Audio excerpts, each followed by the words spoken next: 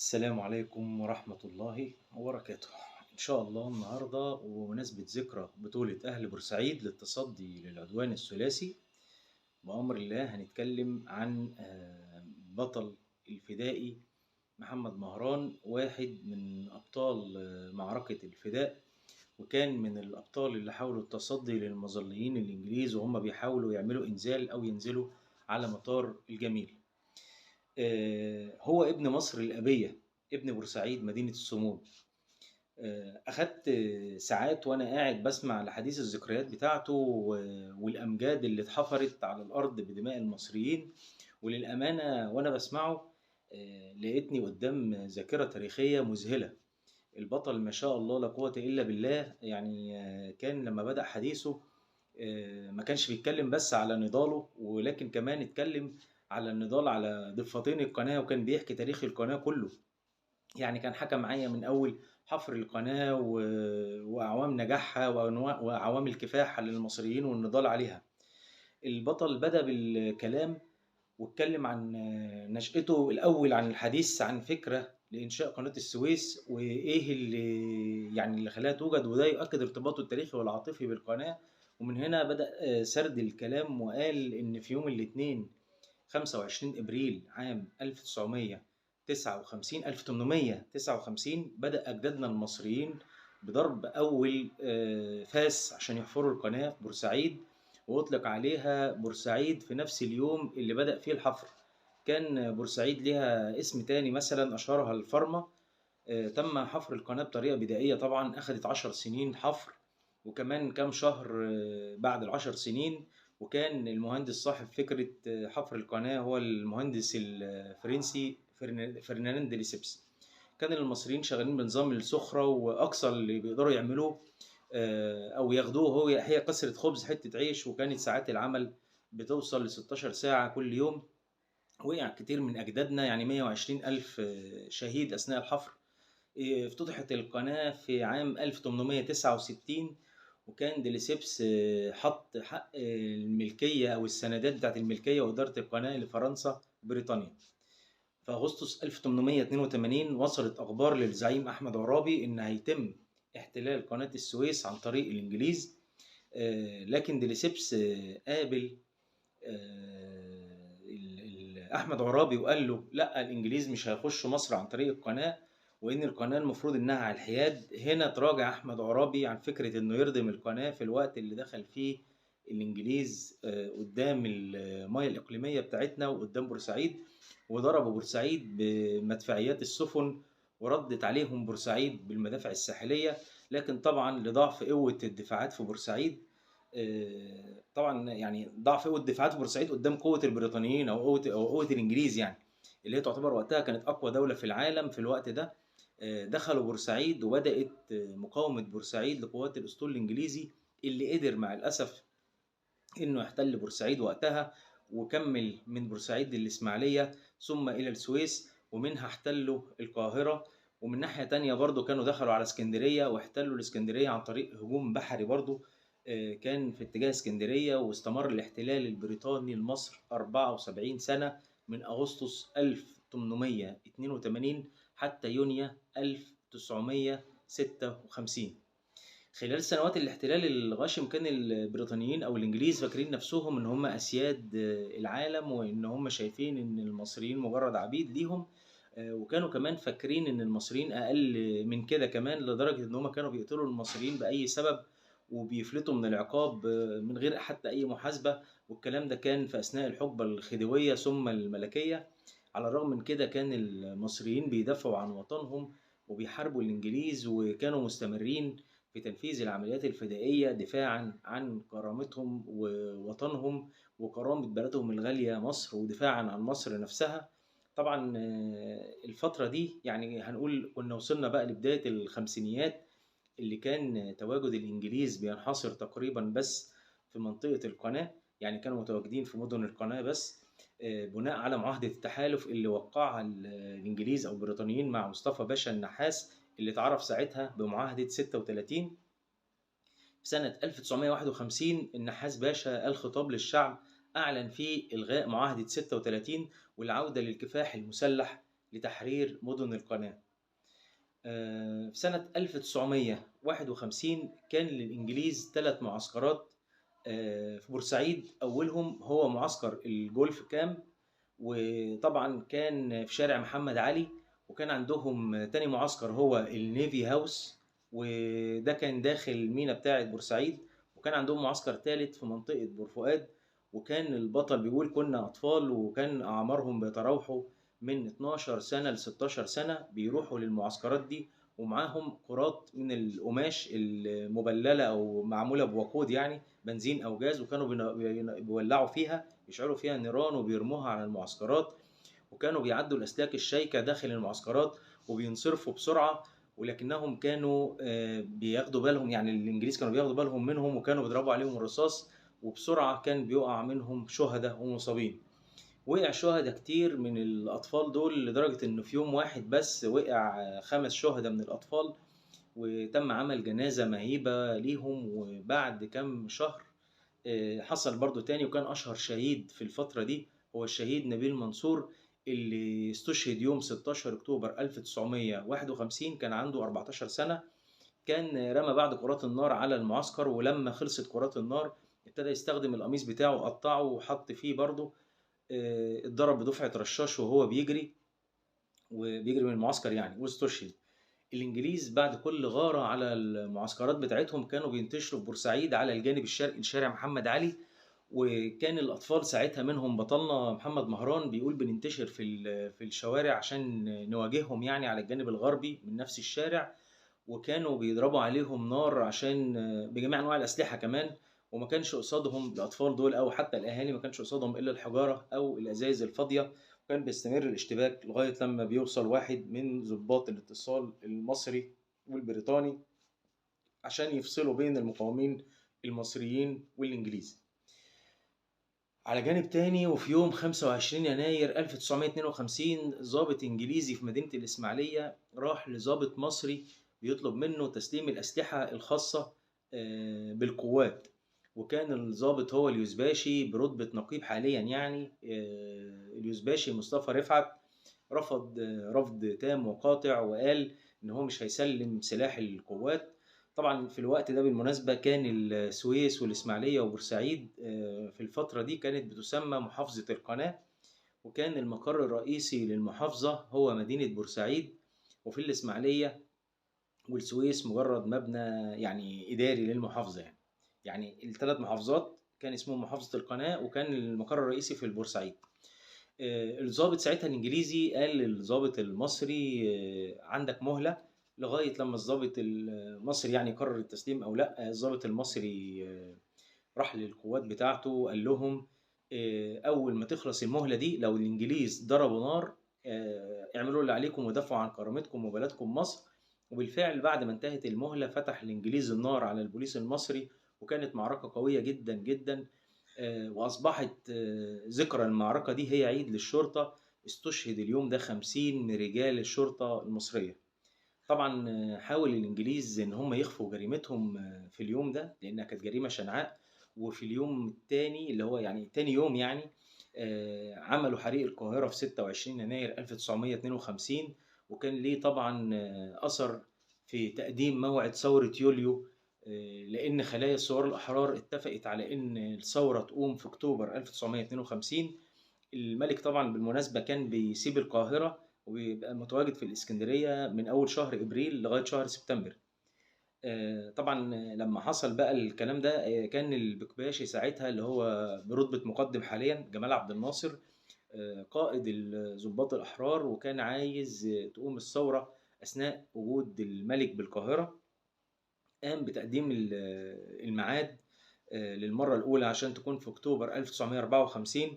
وبعد ما قام الملك فاروق بتعيين وزير الحربية عن طريقه هو، يعني كان اسمه حيدر باشا، واللي كان عارف كتير من المعلومات عن الضباط الأحرار، فقام مرة تانية بتقديم الميعاد عشان تبقى الثورة أو تاريخها أو ميعادها في يوم 23 يوليو 1952.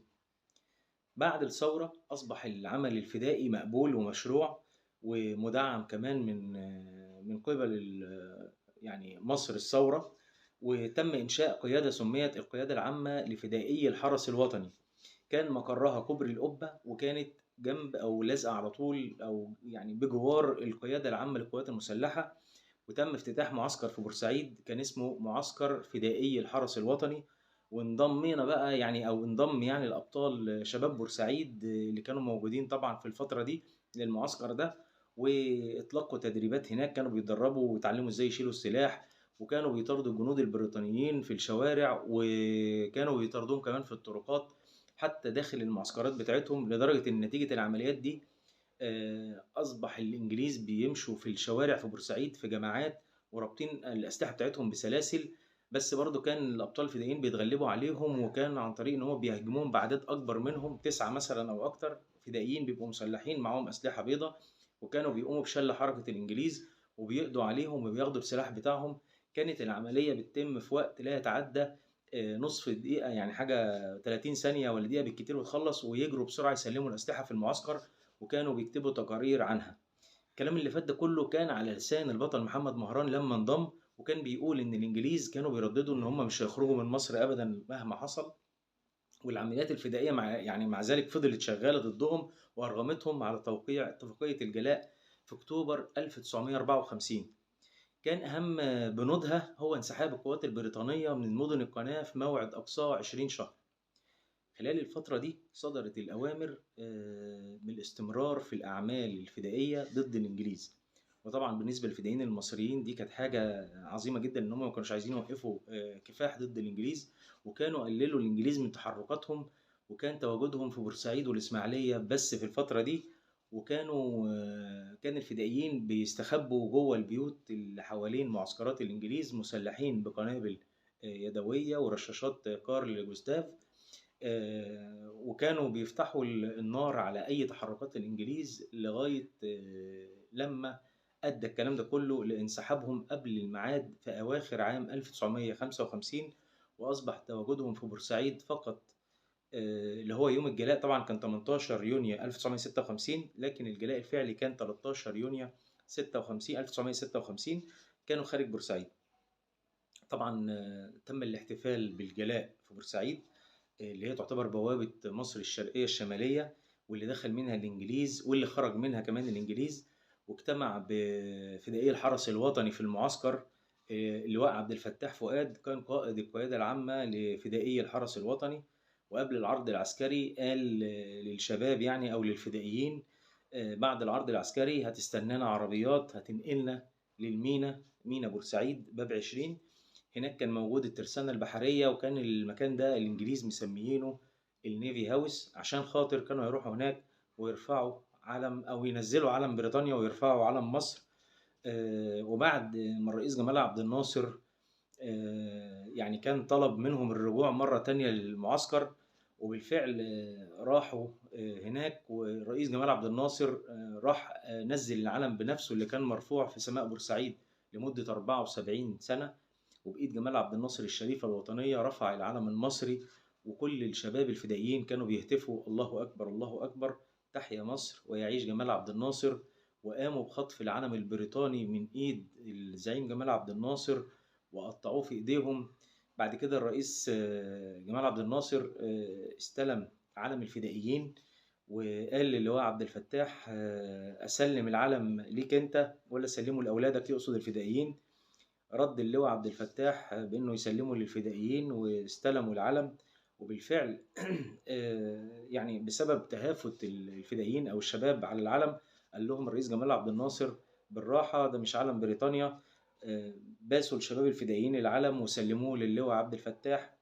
وطلع بعد كده الزعيم جمال عبد الناصر ورفاقه للقاهرة عشان يكملوا يعني اللي وراهم هناك. ورجع بقى شباب الفدائيين، وكان من ضمنهم طبعا بطلنا محمد مهران واللواء عبد الفتاح، رجعوا للمعسكر مرة تانية. ووجه لهم بقى اللواء عبد الفتاح الشكر كلهم، وقال لهم لازم يرجعوا تاني لدراستهم أو أشغالهم، ويخلوا بالهم إن هم يجوا بس ساعتين كل يوم عشان يتدربوا لمواجهة أي احتمالات لأي اعتداء. وبالفعل كل واحد رجع على شغله، وكل واحد رجع على وجهته أو دراسته. في يوم الخميس بعد كده بقى 26 يوليو 1956 كان الشباب بيسمعوا أو الناس في بورسعيد يسمعوا خطاب الثورة واللي كان بيلقيه الرئيس من الإسكندرية. وفي أعلن السيد رئيس الجمهورية تأميم الشركة العالمية لقناة السويس. قاموا بالتكبير والتهليل والتصفيق، وطبعا كانوا بيهتفوا بحياة مصر وحياة عبد الناصر. كانت فرحة كبيرة جدا جدا، وما كانوش مصدقين، يعني كان الموضوع كبير جدا إن احنا نأمم قناة السويس. في صباح يوم الجمعة 27 يوليو 56 كان بطلنا محمد مهران في بيت العيلة في حي العرب بشارع الحميدي، وكان واقف تحت بيته مع اتنين من زمايله وزمايل الدراسة يعني، وقرب منهم صف ضابط من المعلمين بالمعسكر، واداهم جواب استدعاء. قال لهم توكلوا على الله. ومحدش في يعني ساعتها البطل ما قالش لأهله حتى، ولا قال يعني ولا قال لأي حد، وساب صحابه وراح بسرعة على المعسكر. وفي نفس اليوم تم تشكيل الكتيبة الأولى لفدائي الحرس الوطني في بورسعيد. وكان للبطل محمد مهران عظيم الشرف زي ما هو بيقول إنه يكون قائد السرية الثانية من الكتيبة الأولى، لأنه كان حصل على عدة فرق ساعتها في التدريبات يعني قبل كده، منها تدريب راقي كان في الهرم، وفرقة ضباط قادة وفي أنشاص، وكمان كان مؤهل وكان مستعد لأي حاجة وأي احتمال، كان مدرب تدريب قوي جدا. تم تكليف البطل محمد مهران هو والسرية بتاعته بالدفاع عن مطار الجميل ومطار بورسعيد. وانتقل البطل محمد مهران والسرية بتاعته لهناك، وجهز المنطقة للمعركة المنتظرة، وبدأ إن هو يتلقى التدريبات لغاية يوم 29 أكتوبر 1956. وبدأت المؤامرة الثلاثية البريطانية الفرنسية الإسرائيلية ضد مصر. بدأت بهجوم إسرائيلي على سيناء أعقبه إنذار بريطاني فرنسي كان موجه لكل من مصر وإسرائيل، وكان بينص على إن بيدي الحق لإسرائيل باحتلال سيناء مع الحفاظ على شريط يعني يبعد عن شرق القناة ب10 كيلو متر من بورسعيد شمالا إلى السويس جنوبا. طبعا الكلام ده كان بالنسبة للجانب الإسرائيلي يعني. أما بالنسبة لمصر فكان بيطلب من القيادة المصرية إن هو يسحب القوات المصرية من سيناء بالكامل، وإن كمان ينسحب الجيش بشريط بيبعد عن غرب القناة ب10 كيلو متر من ناحية بورسعيد شمالا وحتى السويس جنوبا، عشان خاطر يبقى فيه شريط 10 كيلو شمال وجنوب تتقدم فيه القوات البريطانية والفرنسية عشان يحتلوا إقليم قناة السويس كله وياخدوا الضفتين بعمق 10 كيلو. طبعا ساعتها الفدائيين كانوا عارفين ان احنا كمصر يعني حصلنا على الاستقلال بتاعنا الكامل من 4 شهور بس، وبريطانيا عايزة اي تلكيكة او ذريعة عشان ترجع مرة تانية تراعي مصالحها يعني في منطقة القناة. هنا بقى قرر البطل وزمايله الاستشهاد، وهم كانوا متيقنين ان الاستشهاد افضل ملايين المرات من ان الاحتلال يرجع مرة تانية، والاستعباد ده شيء مهين جدا ما تقبلوش نفوس الاحرار. واشاع الانجليز ان هم يعني هيفضلوا في مصر لغاية ما لا نهاية، ولكن مصر رفضت الانذار، وبدأت الغارات البريطانية والفرنسية على بورسعيد. وكمان قامت الطيارات المعتدية بقصف جوي، كان بيحصل قصف يومي من أول ضوء لآخر ضوء لمدة 8 أيام. ابتدى الكلام ده كله بداية من يوم الاثنين 29 أكتوبر 1956 حتى يوم الاثنين 5 نوفمبر، وقاموا بإحراق وتدمير معظم بورسعيد في الفترة دي. حتى أنهم كمان دمروا حي المناخ بالكامل، ابتداء من منطقة حي الأمين حتى منطقة الجبانات. كانوا بيرموا حاجة اسمها بودرة حرقة من الجو، وكمان دمروا حي العرب، وكمان شوارع عبادي وعباس وتوفيق. كان حصل في الحتة دي كلها تدمير تام. أما بقى حي الأفرنج اللي هو يعتبر حي الشرق، فكانوا بيضربوا أماكن تجمع المصريين بس. يعني الأماكن اللي كان فيها في حي الأفرنج يعني كان فيها بعض الجاليات الأجنبية، منها كمان جاليات إنجليزية وفرنسية. وكمان كان الإنجليز دمروا منطقة الجمرك القديم وحرقوا شاطئ بورسعيد، وكمان لما عملوا إنزال بحري حرقوا شاطئ بورسعيد من الأرض بقى. كانت مهمة البطل محمد مهران وزمايله الدفاع عن مطار الجميل وحمايته. وفي اليوم الثامن اللي هو الاثنين 5 نوفمبر وصلت الطيارات المعتدية كالعادة حوالي الساعة 7:30 الصبح، يعني يعتبر مثلا في أول اليوم، يعني زي ما بيقولوا كده مع أول ضوء. طبعا كان بعد الفجر بشوية بس، يعني إيه، فوجئوا إن في الدفعة الأولى من المظليين البريطانيين نازلين، وقدر هو وزمايله يقتلوا الدفعة الأولى بالكامل. وكان فاكر ان عددهم حاجه و30 مظلي، يعني بطلنا محمد مهران كان فاكر ان هم حاجه و30 مظلي، بس الانجليز صححوا له العدد ده. كان بيعمل حوار مع قناه بي بي سي والاذاعه الانجليزيه ورويترز وكمان بعض الصحف البريطانيه، وتم اذاعه الحوار كمان في اوروبا مترجم باللغه العربيه. كان في البداية بطلنا بالمناسبة محمد مهران بيرفض إجراء أي مقابلة معاهم، وكان جاله اتصال من المخابرات المصرية إنه يتعامل معاهم بصفتهم ضيوف عشان العالم يشهد يعني ويعرف الحقيقة اللي حصلت من الإنجليز. وكان كمان قابل نائب رئيس مجلس اللوردات البريطاني واعتذر له بعد اتصال من المحافظ في وقتها، المحافظ سيد سرحان يعني. المهم كان في اتنين من المظليين اللي نجوا من الدفعة الأولى، وعرفوه بعد كده ان العدد الفعلي، الناس ده في المقابله يعني كانوا بيقولوا له ان العدد الفعلي كان حاجه و40 مظلي تقريبا 50، وان المصريين قتلوا معظمهم، وان الناجي منهم استخبى في جراج في المطار، جراج المطار يعني. وكان خلف براميل كمان كانت موجوده في المطار، البراميل تقريبا براميل وقود. وقام واحد من اللي نجوا بتعريف القياده باللي حصل، وعرفهم ان هم ما يقربوش خالص من البراميل، اعتقد منها انها براميل الغام، وعرفهم كمان ان هو يرسلوا اليه الدعم اللازم عشان يعني يعرفهم ان البراميل دي كانت مجرد براميل اسمنتيه. ده البطل اللي هو محمد مهران بيعرفهم ساعه المقابله يعني، كانت بس براميل محطوطه عشان تعوق نزول الطائرات يعني، ما كانتش براميل الغام. نرجع تاني للمعركة يوم 5 نوفمبر. بعد القضاء على الدفعة الأولى حصل قصف جوي مكثف لغاية الظهر، وبعد كده نزلت طيارة هليكوبتر تحت حماية 3 طيارات مقاتلة، وكان الهليكوبتر فيها 5 جنود إنجليز مسلحين تسليح كامل، وكان معاهم كمان أجهزة لاسلكي. هنا البطل محمد مهران قال لزمايله ما تعملوش أي حاجة وما تعملوش أي تعامل ولا تشتبكوا إلا في حالة واحدة بس، هي حالة اكتشافهم للأماكن بتاعتنا أو إنهم خلاص شافونا وداخلين علينا. بدأ جنود العدو في إن هم يتعاملوا معاهم على الرغم إنهم كانوا في مرمى السلاح بتاعهم، وكانوا يقدروا يضربوا عليهم يعني بكل سهولة، بس عشان ما يكشفوش مكانهم ففضلوا متحصنين في مكانهم من غير أي رد فعل. وفضلوا طبعا هم يعني أخدوا بالهم إن دول عبارة عن وحدة استطلاع، وكانوا عايزين يستكشفوا يعني المطار ويعرفوا فين مواقع أبطال المقاومة، وبالتالي لو عرفوا هيحرموهم من المقاومة. وبالفعل طلعوا بالطيارة بعد ما فحصوا المنطقة كويس، وما عرفوش هم كانوا مستخبيين فين الفدائيين، يعني ما عرفوش الإنجليز ما عرفوش الفدائيين مستخبيين فين. كملت الطيارات المعتدية إطلاق النيران على المنطقة بمدافع الفيكرز، واستمر الكلام ده لمدة تلت ساعة تقريبا، وبعد كده أصبحت السماء بتاعة المعركة مليانة بالطيارات اللي هي حاملة الجنود، وحصل الإنزال المظلي الثاني بقى بالنسبة للجميل. وكان الإنزال الرئيسي بالنسبة لبورسعيد كان طبعا إنزال من الجو. الإنزال في 3 أماكن حصل يعني، حصل في الجميل، وحصل في الرسوة، وحصل في بورسعيد.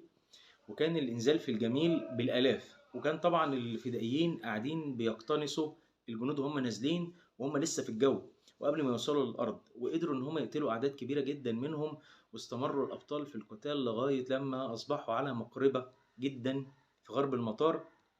هنا بقى البطل محمد مهران صرخ على زمايله في الحفر اللي جنب منه، قال لهم كثفوا من إطلاق النيران على العدو. وكان معاه في الحفرة زميله زكريا محمد أحمد، وفوجئ بيه بيرفع الغطا، وكان بيجري على الإنجليز عشان يشتبك بالسمك بتاع البندقية، واتصاب بدفعة رشاش وسقط جريح. وأصبح البطل الفدائي محمد مهران في الحفرة مكشوفة، وأصبح في المواجهة. حاول بطل محمد مهران يكسب أكبر وقت ممكن قبل ما يستشهد بقى، لأنه خلاص اتكشف وبقى في مرماهم وشايفينه، وحب يلحق بالعدو أكبر خسائر ممكنة، فرمى قنبلتين يدويتين على المعتدين من الإنجليز، واستثمر انشغالهم بالخسائر بتاعتهم، وجري لحفرة تانية. وشوية يعني لحظات كده وانتهت الزوبعة بتاعت القنابل بتاعته خلصت. انتشروا بطريقة سريعة جدا الجنود الإنجليز في المطار وفي جميع الاتجاهات، وكانوا بيضربوا نار بشكل كثيف جدا. وفضل البطل محمد مهران يضرب النار عليهم لغاية لما وصلوا لحفرته وحصروها وضربوا عليه النار، واتصاب كمان إصابة في راسه، يعني حاجة سطحية كده، كان جرح سطحي، ووقع مغمى عليه يعني أغشى عليه يعني، أو سقط مغشيا عليه على طرف الحفرة كده وقع. شالوه الإنجليز وودوه مكان تاني بعد ما أخدوا منه السلاح وأخدوا منه الذخيرة وفتشوه تفتيش ذاتي، وكمان حصلوا منه على اليوميات بتاعته اللي تعتبر ساعتها سرية، وأخدوا منه الكارنيه الخاص بيه، يعني الكارنيه اللي هو بتاع إن هو من فدائي الحرس الوطني. طبعا البطل محمد مهران كان مكانه ما كانش مناسب إن هو يشيل مستندات زي كده، فكان شايلها معاه. بعد ما فحصوا المستندات بتاعته، ابتدى البطل محمد مهران يفوق من الغيبوبة اللي كان فيها، ولقى نفسه مرمي على وشه، وكانوا احتلوا خلاص المطار والمنطقة كلها، وحوالي يعني ما لا يقل عن 20 جندي بريطاني قاعدين حوالين منه مسترخيين وبيغنوا فرحانين. ولما اتعدل ليهم يعني وقعد، بطلوا غنى وقعدوا يتكلموا مع بعض بالانجليزي. وبعدين جه واحد منهم عنده قال له عايز، هو راح لواحد منهم يعني قال له عايز اشرب ميه، فرد عليه قال له لا، لان عبد الناصر ما جابلناش ميه عشانك يعني. فرد عليه البطل محمد مهران قال له بس انا عايز اشرب من ميه مصر اللي انت بتشرب منها انت وزمايلك دلوقتي. راح الانجليزي شتم البطل محمد مهران، وشتم كمان جمال عبد الناصر، وشتم مصر بأفظع الشتايم والألفاظ. فرد البطل محمد مهران وشتمه، وشتم أنطوني أيدن اللي هو ساعتها كان رئيس وزراء بريطانيا، أنطوني إيدن في الوقت ده. شتم بريطانيا والبريطانيين. وبعدين في اللحظة دي بقى راح العسكري ده ضربه ووجه له ضربة، الاتنين ضربوا بعض وكانت زي ما تكون خناقة، وحاول يخطف كمان البندقية بتاعته، لكنه وجد نفسه وقع على الأرض بعد ما واحد من زمايله الإنجليز، زمايل العسكري الإنجليزي، رموا على بطل محمد مهران قنبلة مضادة للأفراد على رجله، أدت لإصابة رجله. ووقع البطل محمد مهران على الأرض وحس إن هو يعني فقد رجليه الاتنين. فضلوا يضربوه ضرب جامد وضرب شديد، وبعدين شالوه ودخلوه جوه المطار بقى، مطار بورسعيد، وشكلوا له محاكمة عسكرية بريطانية، وقاموا بتوجيه بعض الأسئلة، وكانت أسئلة خطيرة وحساسة بتتعلق بالفدائيين وتشكيلاتهم داخل وخارج بورسعيد. وكان بيرد دايما البطل محمد مهران ان هو ما يعرفش، لغاية لما سوموه قال لهم انا مش هرد حتى لو كان استمن حياتي، انا عايز احافظ على بلدي. طلب القائد الانجليزي منه ان هو يرد على اسئله من غير مراوغه والا هيتعرض لاشد عقوبه. وعرفوا ان هم اتعرضوا لخسائر كبيره جدا. وهنا قال له محمد مهران انا كنت بدافع عن بلدي وضد اي معتدي، وان اي معتدي يجب ان يدفع ثمن اعتدائه على مصر. هنا الانجليز انصرفوا وسابوه، سابوا البطل محمد مهران ورجعوا بعد كده بعد شويه. واحد منهم وجه له الكلام وقال له انت كمان لازم تدفع الثمن، واحنا حكمنا عليك باقتلاع عينك. طبعا رد البطل محمد مهران قال له انا مصري وفدائي ومش جبان. فرد الانجليزي وهو منفعل كده يعني بيقول له مين الجبان؟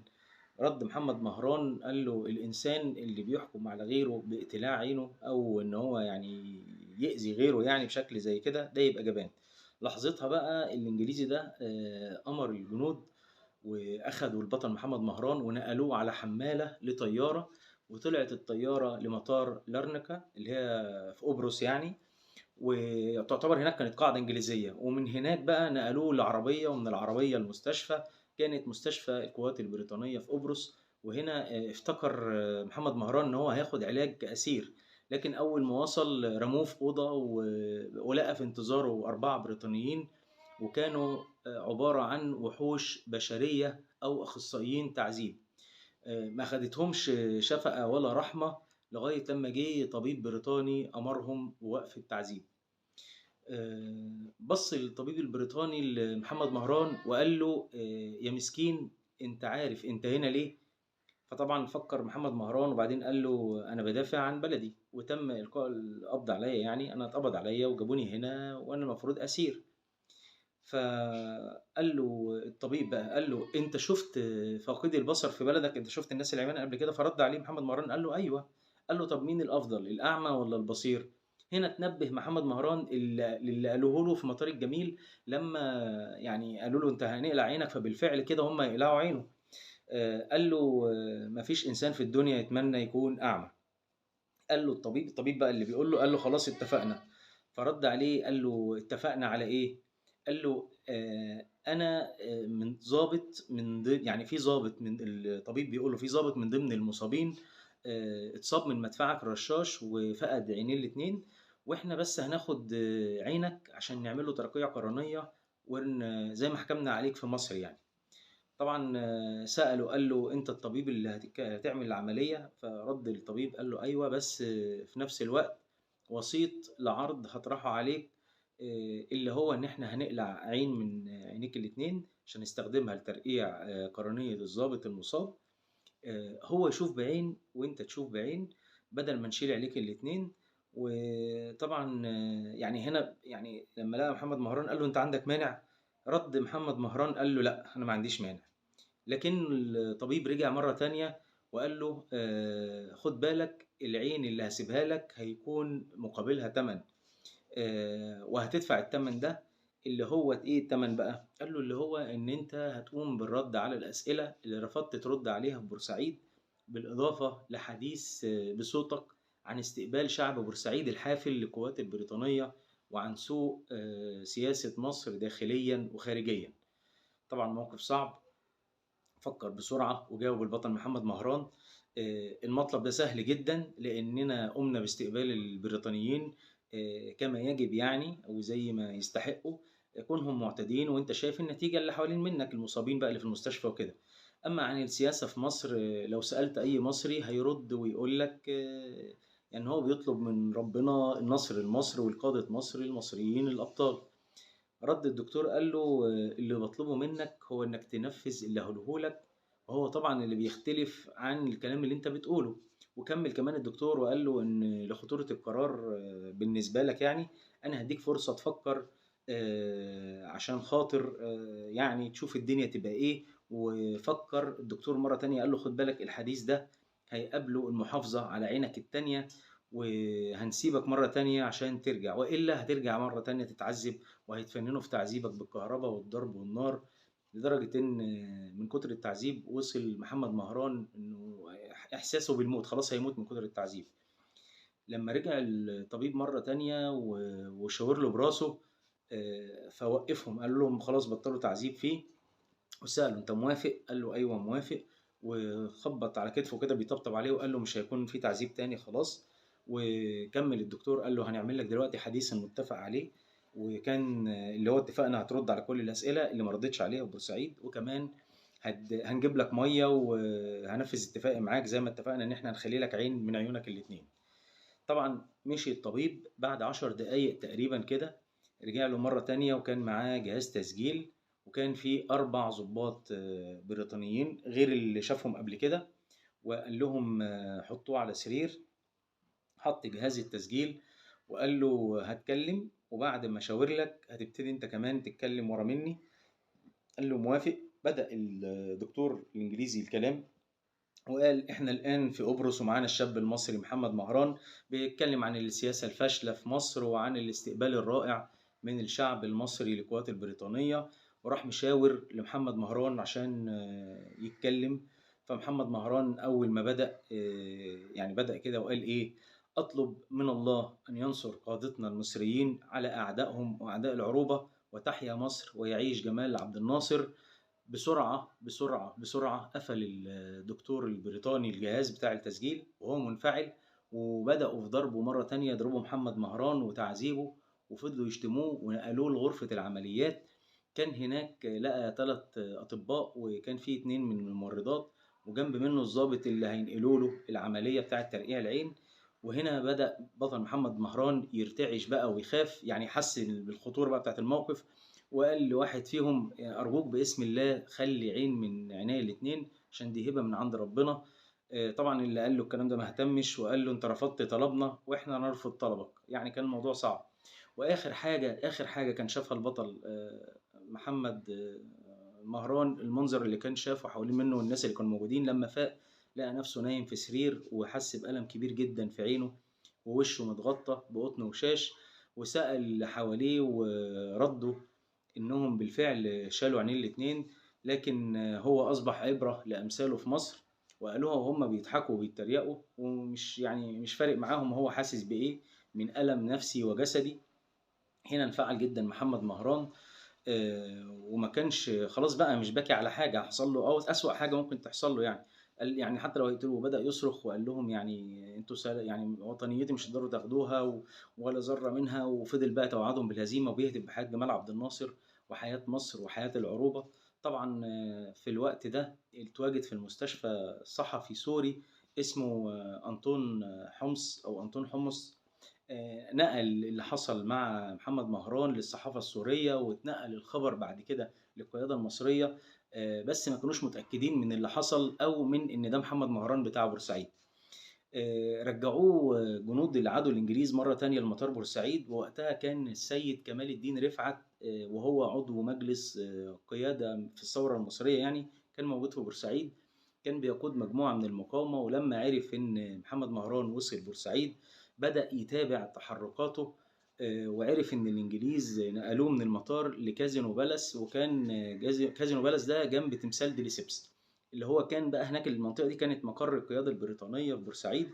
وبعد كده بكام ساعة اتنقل من هناك بعربية لمستشفى ديليفران، وهناك خطط السيد كمال الدين رفعت عشان يخطف محمد مهران ويحرره من المستشفى، وبعت الفدائيين كمان، واتنقل من عربية لعربية. ولما اتكلموا معاه اتأكد محمد مهران ان هم مصريين زيه يعني، وسألهم على فين. قالوا له ان احنا في طريقنا للمستشفى العسكري في القاهرة، اللي هي في كوبري القبة يعني. وبمجرد وصول البطل محمد مهران المستشفى واطمئن يعني ان هو وصل المستشفى وان هو في القاهرة فعلا، غاب عن الوعي لمدة ما يعرفش هي قد ايه. ولما فاق واصبح عارف ان من الاطباء والممرضين، جاله قائد المستشفى الاميرلاي اللي هو يعتبر برتبة عميد حاليا، طبيب فتحي الليثي. وسأله عن أحواله، وقال له عامل إيه يا محمد يا مهران، وقال له أنا عايز أبشرك بشرى جميلة، في حد بيحبك وأنت كمان بتحبهم، هيزوروك النهاردة. واعتقد بطل محمد مهران إن هم أهله، وسأله قال له هم أهلي اللي جايين، قال له خليها مفاجأة. بعد شوية حس محمد مهران بحركة كده وترتيب في الغرفة بتاعت محمد مهران، حس بحركة في الغرفة وحس إن في ترتيب عنده بيحصل، وما قدرش يعرف الخبر من طاقم التمريض. وهنا بقى سمع خطوات كتيرة بتقرب للحجرة بتاعته، وكان في مقدمتهم جمال عبد الناصر، وكان ميز صوته، صرخ هنا بصوت عالي محمد مهران وقال هو بطلنا هنا. رد الزعيم جمال عبد الناصر وقال له أيوة أنا هنا، وسلم عليه وقدمه للمرافقين عشان يسلم عليهم يعني. وكانوا بالترتيب زي ما بيقول بطلنا محمد مهران: عبد الحكيم عامر، وزكريا محي الدين، وحسين الشافعي، وكمال الدين حسين. بعدها قعد زعيم جمال عبد الناصر جنب منه وحط دراعه على كتفه، والصورة دي تعتبر من أغلى الصور عند البطل محمد مهران، اللي هي صورته مع جمال عبد الناصر وحاط ايده على كتفه، وكان أول مرة يقابله وتم التقاط الصورة دي مع بعض. سألوا الرئيس جمال عبد الناصر: أنت تقدر تحكي لي اللي حصل لك في بورسعيد وقبرص، بس بشرط لو كنت حاسس إن أنت هتقدر تتحمل احكي، لكن لو أنت يعني مش مستعد وما كانش يعني تقدر هتقول، فخلاص هنخليها مرة تانية وفي وقت تاني مناسب. طبعا جاوب البطل محمد مهران قال له أنا جاهز وهقدر أحكي الحكاية كلها ليكم كلكم. بدأ البطل محمد مهران يحكي الحكاية اللي حصلت له، ولما وصل لجملة عشان تكون عبرة لأمثالك، لما قالوها له هناك يعني لما شالوا عينيه، انفعل الزعيم جمال عبد الناصر جدا وصار جدا، وقال إن الإنجليز أخطأوا خطأ كبير جدا، وإنهم أخذوا عينك وأصبحت قدوة لكل مصري ولأي شخص في العالم. وأضاف الرئيس الزعيم جمال عبد الناصر إن أي حر في العالم هيعرف وحشية الاستعمار اللي بيعمل جريمة زي كده. وهنا قال له بقى الزعيم جمال عبد الناصر، قال له ان انت حرمت، بيقول لمحمد مهران انت حرمت جنود الاحتلال من كتير من المميزات قصاد العالم كله.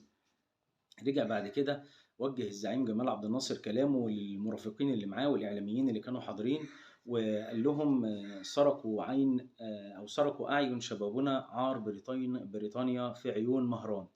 طبعا كان انتشر اللي حصل لمحمد مهران في الإذاعات والصحف. وتاني يوم قام أهل البطل محمد مهران بزيارته في المستشفى، وكمان لقى كتير جدا من أهل مصر الطيبين من جميع أنحاء الجمهورية راحوا يزوروه ويواسوه. طبعًا عرفوا من الجرايد، سواء بقى كانوا يعرفوه معرفة مباشرة أو غير مباشرة من جميع أنحاء مصر، راحوا يزوروه ويواسوه. في نفس التوقيت قام الرئيس جمال عبد الناصر بإحضار يعني أكتر من فريق طبي متخصص من دول العالم المختلفة. كان جاب له تقريبًا فرق من الاتحاد السوفيتي ومن ألمانيا الشرقية وأسبانيا والنمسا على مدار أيام وشهور، عشان يقدروا يساعدوا البطل محمد مهران، يعني وإن هو يعني يرجعوا له عينه تاني أو يرجعوا له نظره مرة تانية. لكن هم أفادوا إن البريطانيين كانوا يعني شالوا عصب العين نفسه من الأساس عشان ما تنفعش معاه أي محاولة لعلاجها مرة تانية. طبعًا بالعودة بقى للي حصل، بالرجوع طبعًا للي حصل بعد الإنذار البريطاني والفرنسي، ما قدروش إن هم يتخطوا بورسعيد الباسلة بفضل المقاومة القوية، وكانوا يعني دخلوا بورسعيد في 6 نوفمبر 1956، وقام شعب بورسعيد بالكامل مع القوات المسلحة بمقاومتهم، وكمان اتحولوا لوحوش ضد المعتدين، لغاية لما قدروا إن هم يكبدوا العدو خسائر ضخمة جدا في الأفراد يعني كجنود وضباط يعني، وكمان في المعدات. وما كانش الأعداء يتوقعوا مثل هذه المقاومة يعني، وأصبحوا سجناء داخل بورسعيد وما قدروش التقدم خطوة واحدة خارج بورسعيد. طبعا كان درس قاسي جدا على الإنجليز والفرنسيين، وقرروا الانسحاب بعد شهر ونص لما أرغم شعب بورسعيد البريطانيين والفرنسيين على الانسحاب. فجر يوم 23 ديسمبر 1956 كانوا بيجروا أزيال الخيبة والعار والهزيمة، وارتفع علم مصر عالي خفاق فوق بورسعيد. طبعا أصبحت بورسعيد محررة عشان يتم الإعلان للعالم كله هزيمة قوى العدوان بريطانيا وفرنسا وإسرائيل، ويتم الإعلان للعالم برضو انتصار مصر والمصريين وشعب بورسعيد الباسلة الصامدة على قوى البغي والعدوان. طبعا بطلنا محمد مهران بيفتكر وبيقول إن الزعيم جمال عبد الناصر يعني قال استطاع شعب بورسعيد أن يحول الدول العظمى إلى دول من الدرجة الثانية والثالثة. طبعا بيشير يعني الوحشية والعدوان اللي اتعمل يعني. بطل محمد مهران بيقول انتصرنا وانتصرت مصر، وبإذن الله ستظل مصر منصورة بحفظ الله. البطل محمد مهران بعد كده الله يرحمه يعني اشتغل في متحف بورسعيد الحربي، كان بيقوم بالتوجيه المعنوي وتقديم المعلومات التاريخية للزوار يعني. كان اتجوز وكان عنده بنتين، أستاذة أميمة أو دكتورة أميمة كانت دكتورة طبيبة، وباشمهندسة نسرين كانت شغالة مهندسة. حصل فترة إن هو تم إبعاده عن المتحف، وبس الرئيس عبد الفتاح السيسي رجعه مرة تانية وأمر بإعادته للعمل بالشؤون المعنوية بالمتحف الحربي تكريما ليه بعد الاستبعاد بتاعه طبعا، ومنحه كمان تأشيرة أداء فريضة الحج على نفقة القوات المسلحة. وأبقى على حارس شخصي كان مرافق ليه، كان أمر بيه الزعيم جمال عبد الناصر حارس شخصي مرافق ليه مدى الحياة. أمر الرئيس السيسي إنه يفضل معاه المرافق ده. اتوفى البطل محمد مهران فدائي بورسعيد خلال فترة العدوان الثلاثي عام 56 مساء يوم الأحد 9 مايو بعد صراع طويل مع المرض. يومها نعى اللواء عادل غضبان محافظ بورسعيد في بيان نعى فيه الفقيد، وأكد إن البطل الراحل كان بيتمتع بمكانة خاصة في قلوب أهالي بورسعيد وقلوب المصريين كلهم. أنا واحد من الناس يعني بقول إن الراجل ده راجل الله يرحمه كان وطني جدا، وإن بطولاته وتضحياته من أجل الوطن هيسجلها التاريخ على مر العصور والأجيال، وهيفضل مبعث دايما لفخر الأجيال الحالية والقادمة كمان. ويعني كان المحافظ كمان قال إن تسمية أحد مشروعات الإسكان باسم البطل كان أقل شيء يمكن يقدروا يقدموه ليه، يعني عرفانا وتقديرا بدوره البطولي والفدائي. في النهاية إحنا بنقول ربنا يغفر لبطلنا محمد مهران ويرحمه ويسكنه فسيح جناته، وبندعي كمان يعني ونقول ربنا يغفر لكل أبطال وشهداء مصر على مر العصور. دي كانت قصة البطل الفدائي محمد مهران. بشكركم لحسن الاستماع، ونتمنى إن احنا دايما نبقى حاطين قدام عينينا المثل والأمثلة القوية جدا المخلصة في حبها لبلدها ووطنها، واللي ضحوا بالغالي والنفيس في سبيل بقاء جمهورية مصر العربية وبقاء المصريين منتصرين ومحتفظين بكرامتهم. شكرا لحسن الاستماع والمشاهدة، والسلام عليكم ورحمة الله وبركاته.